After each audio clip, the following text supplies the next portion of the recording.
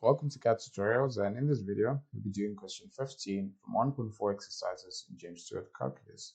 So you're asked to sketch this function starting with the functions that we already know. So as you can see, we have an e there, and the function that we do know is e to the power x. So that's a function that we know. Looks like this. So that's your e to the power x.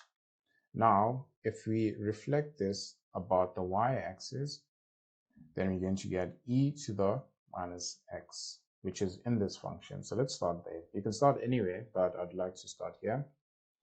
So let's reflect this about the y-axis, assuming that this is the y-axis. So when we do a reflection, it will just be a mirror image of what we have. It will look like this. And this here is e to the minus x. All right.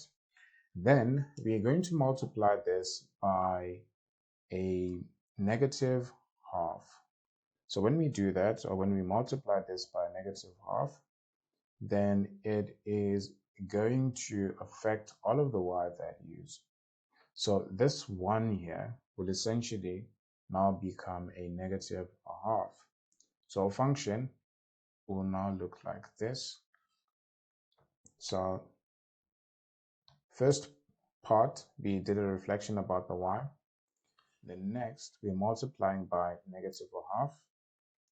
And when we multiply by negative a half, then this is what we're going to get.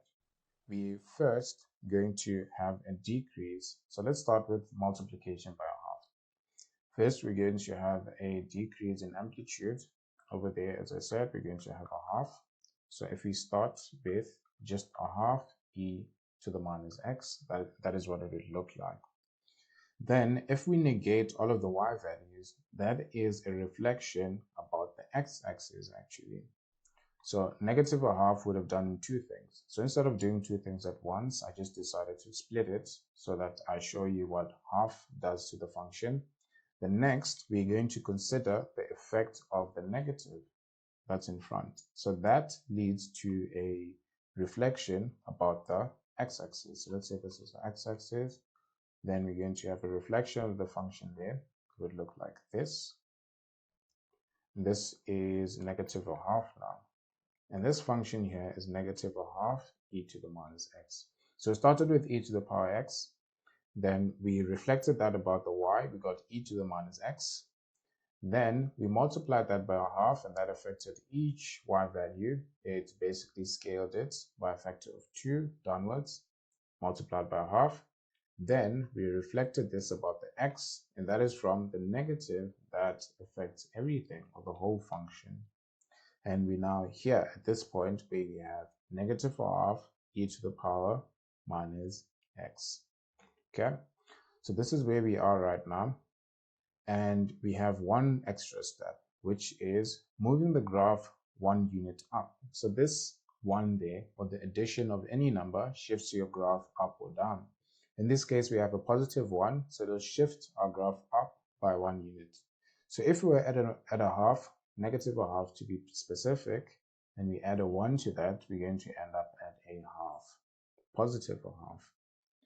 So now your function would essentially look like this.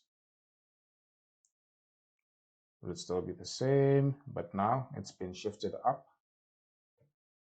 by 1 unit from minus a half, then to 0, then a half, which is a distance of 1. So this finally is 1 minus a half e to the minus x. And as I said, you can choose to start with any of these steps because all of them are different transformations. This one is a reflection about the y, this one is scaling, this one is a reflection about the x, and then this one is translation up by a unit.